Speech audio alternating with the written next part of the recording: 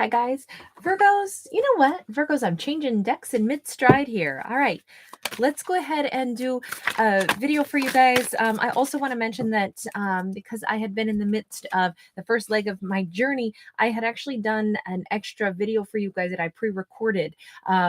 And I hadn't released it yet. I will go ahead and do that right after this. If you want to watch that video, I'll make it so it'll link to the end of this one, so it'll come up on your screen right at the tail end of this, but I'll also put the free link right there in the description box for you, just in case you guys want to be able to watch that added previously unseen but pre-recorded bonus Virgo video. Okay, so and by the way, I have no idea what that message was because I recorded it like a week and a half ago. So I have no memory of what that one was. But this storyline is probably going to be vastly different. We've got a Two of Swords. This is a blockage, but it's an intentional blockage. In fact, someone maybe has seen a lot of red flags. By the way, my tummy's going to start growling a lot, so forgive me for the noise. We've got a Knight of Wands in the reverse. This is like a Virgo is saying, I don't even want to get to know anyone who comes across like a player. No players need apply. Any little red flag and I'm instantly like, no thanks.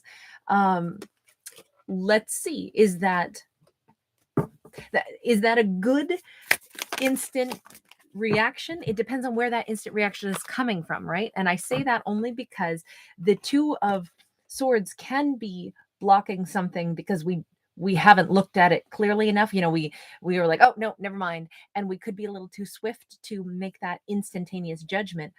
But other times it's the gut instinct that says, oh no, I see it, I smell it, I recognize it. That's a hell to the no.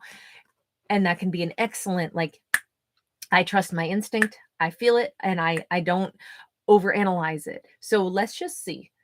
We got a Four of Wands. Oh, this Virgo says, the reason I'm like this now is because what I want is the real deal. I know that I want something that feels like it's someone really sees me, not like they're giving me a line and trying to manipulate or trying to get me to talk to them, and someone who really looks into my heart and I look into theirs. We have a genuine connection as we see each other, and the words that we speak are said with something that has meaning.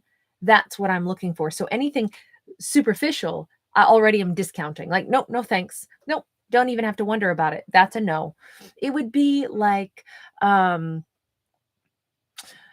this Virgo doesn't want flashy. They may have a lot of flashy people that come toward them. Virgo's not impressed. It's not about looks. It's about like that energetic bond, that quality. And it's all because this Virgo is saying, in my life at this point, all I want is something very real. The Lovers, with all of this transformation, you notice how this Lovers card, Gemini energy here, we have a serpent. It's like Virgo has changed so much. Once upon a time, they might have given everyone, like, you know, maybe this Virgo was very committed to saying, well, I should really invest and keep investing in someone that comes toward me. And I never want to do somebody wrong and assume that they might just be in it for the passion. Let me keep investing, even if they've shown me that they aren't really that interested in more than passion. Because what if I get it wrong? I've got to like take it, give somebody like a year of my life, or 7 months, or 3 to 5 or 7 dates before I finally say this person is just not for me. This Virgo now says, that's not how I roll. I know that I've changed.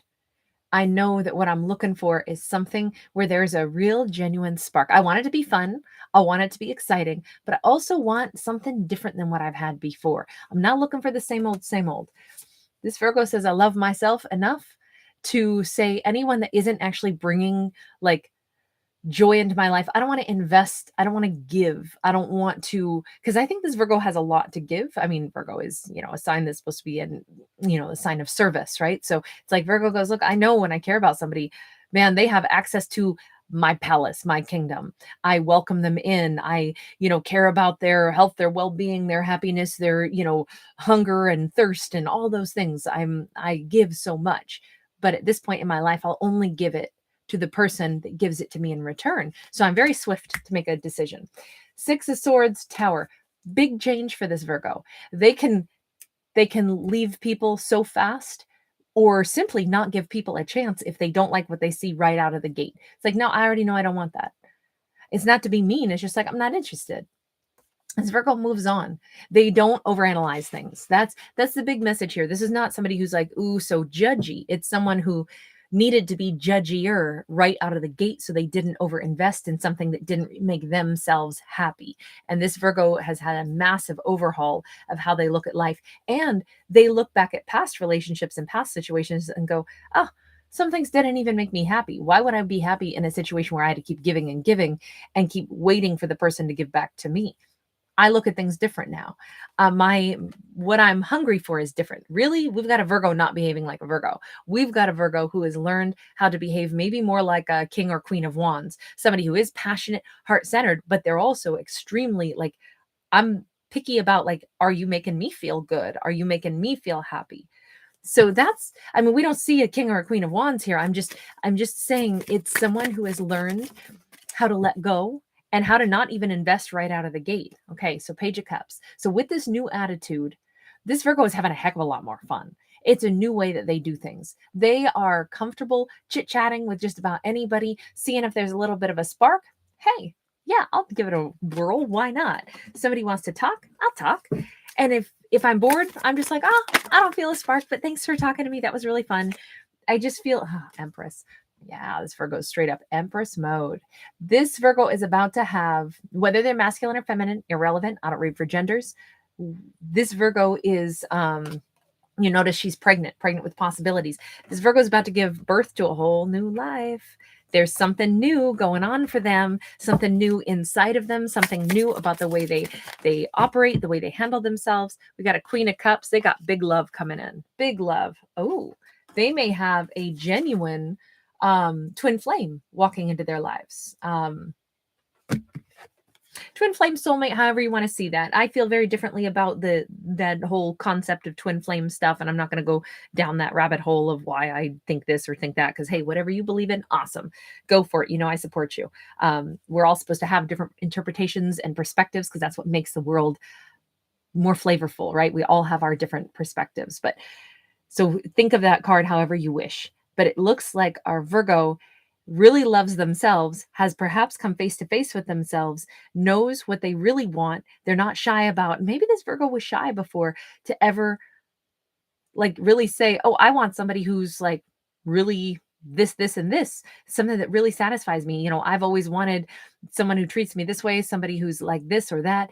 And I don't think that this Virgo allowed themselves to have those requirements before.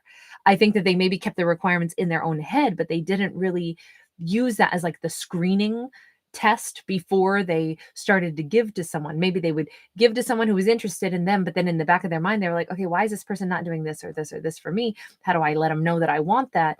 This Virgo now is like, oh no, I take people as they are. If they bring something to the table that I like, awesome, I'm all in. If they bring stuff to the table that I don't like, I don't worry about it. They can be whoever they want. It's just I'm not interested. And I don't feel guilty or bad cutting them off and moving on and shaking hands. Like nothing ends on a sour note with this Virgo anymore because they don't put all this like stress and tension on like, wow, I'm supposed to. I feel like this Virgo used to confuse past partners a little bit because what they wanted, they didn't know how to tell someone that this is my requirement because maybe they hadn't thought about it in that way for themselves. Maybe they didn't know that they were allowed to have those expectations. The reason I'm suggesting it this way is because of the serpent on the Lovers card. What's changed is what they really want and what they advocate for now. And the idea that they can let go. This is also making this Virgo let go of any past wounds and hurts. No wonder they're about to meet maybe the true soulmate or twin flame. It's funny because they actually want I mean, whoever this is who comes into their life could be someone that initially Virgo meets them under a set of circumstances where there could be like duress, there could be something difficult going on. And it turns out this person and Virgo could maybe together have to solve some issue, have to come up with some solution. And that's where the spark is lit. I could see this Virgo falling for somebody whose mind is like curious and likes a challenge because Virgo kind of likes that too, right? An act of service or a sign that's an act of service. Oh, we got an emperor. They're meeting an emperor. This could be a same-sex couple because this is a feminine emperor that we see here. Doesn't have to be. Normally, this is a classical male archetype, strong Aries energy. I just think that this Virgo is in the Empress energy, so they're finding their divine match. This Virgo wants a partner that they laugh with, that they have fun with, but that also lives life at a serious level, if that makes sense. They want joy, they want love, they want something profound, but they also want something joyful, right? The Ace of Cups says satisfaction and joy. This Virgo does not want life to just be work. They don't want a relationship to just be work where they go, oh man, every time I get with somebody, it always becomes like at some point the fun stops and now it's just a lot of work. And I'm the one paying the bills, or I'm the one strategizing and trying to figure out when we can take holidays. And, the other person just kind of along for the ride while I do all the work. I think this Virgo realized that they used to have that, and that's not what they want anymore. And them simply cutting people loose, not falling for people that would just enjoy Virgo's services that they provide, that has changed who Virgo is attracting. Now Virgo gets somebody that right out of the gate, look, an Emperor is super powerful. This is the power couple equal for the Virgo. But right out of the gate, they have an opportunity to see how this person's mind works and vice versa. It's showing up as an Aries, but they could be a fellow Virgo. Doesn't have to be. But they come across as somebody that Virgo is going to be able to, like, when times are tough, this person is going to be someone that Virgo can actually connect with and figure things out with. The spark is lit, I think, because of an intellectual connection where they go, dang, that person is fun but serious. That person is somebody who's strong and proud, and they appreciate and admire my thought process as well. I mean, this could be something simple. It doesn't mean that these two have, like, facing, an earthquake and the two of them alone have to figure out how to free everybody from the rubble. It doesn't have to be something so, like, tremendous. Whatever this is, it's just like maybe these two have a meeting of the minds simply in the way they have a dialogue, a conversation. This could be someone who Virgo meets casually as they're gassing up their car at a gas station, and the two of them strike up just a simple conversation, and they go back and forth about, some simple topic, and they realize, gosh, this person is like, they've got really well thought out ideas. There's kind of some fun back and forth dialogue. We're a little bit of sparring, but not in a mean way. And it really lights a bit of a spark. This is something that grows over time with the Seven of Pentacles. This could also be someone that Virgo meets in a place of business. And I say that because Emperor and Empress, both of them can be business owners. This could be a situation where it's like Virgo meets someone who is, they're not looking. They're not actively like, oh man, when am I going to meet somebody? And every person they see, they think, do they fit the profile of what I'm looking for as a date? Virgo doesn't operate that way at all. This is a very organic, very natural, flowing thing. But they do meet someone who is so much like themselves. That's with that twin flame card, and we've got an Emperor and an Empress.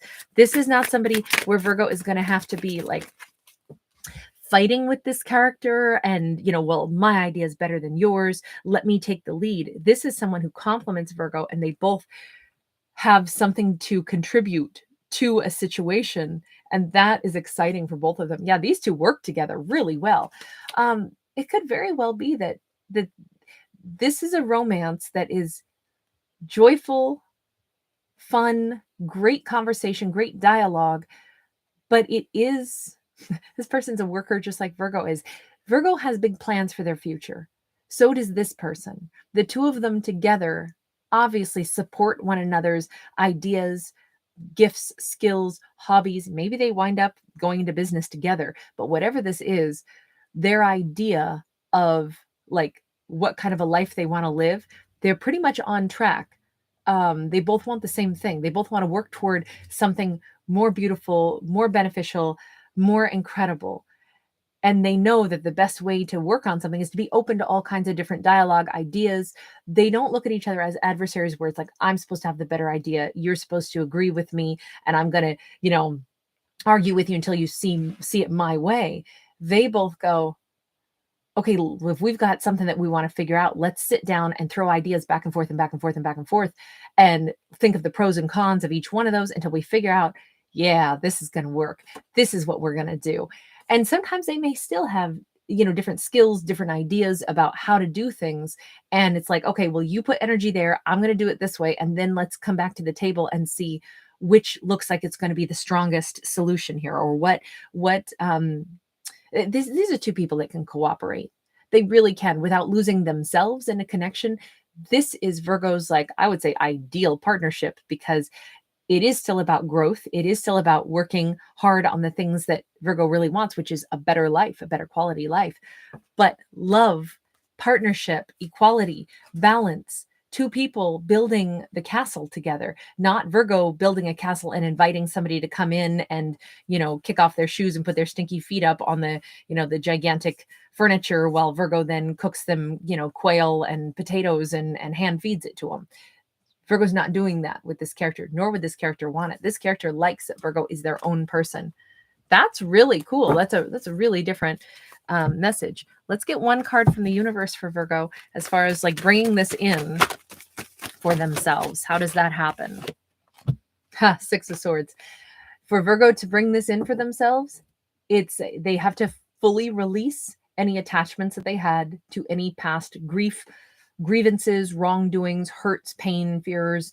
They really have to get into a place of, whomever I gave energy to in the past, even if I didn't get anything back in return for that energy that I gave them, I need to not carry bitterness with me. I need to be in a complete place of comfort, knowing that I have been the person I needed to be to learn the lessons that I've learned. And at this point, I am very comfortable with the changes I've made in myself, who I attract, what I allow into my world. I'll always be governed by, does this bring me a sense of peace, or does this person bring me a piece of chaos?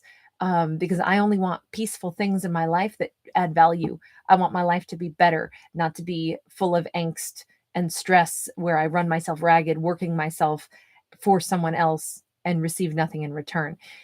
It's interesting how the Virgo just needs to really be at peace with themselves, and this all kind of naturally falls into place.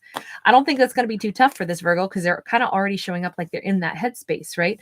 The first step that they took is blocking anything that comes in with a red flag. Nope. Players need not apply.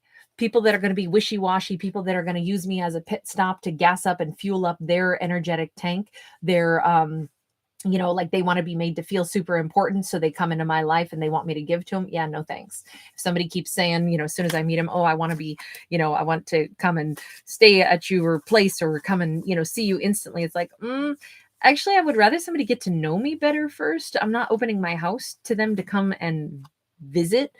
It's kind of like this Virgo has a much better way of just immediately seeing red flags and shutting it down, like, oh yeah, no, that's not how I operate. I get to know somebody. If anybody's coming into my house, they're going to be vetted. They're going to be the people that I really want to invite in, not that invite themselves into my world to come and partake of my quail and potatoes. I have no idea why I'm saying quail and potatoes, because I don't even know who eats quail. But I guess because I was thinking about castle, like what did people eat in the days of castles? Anyway, guys, I'm going to leave that there. Thank you so much for hanging out with me. If you do enjoy the channel, please do give it a thumbs up. Please do subscribe. It lets me know you enjoy the channel, enjoy the free art, and want me to keep doing it. And then I shall. Thank you very much. Bye, guys.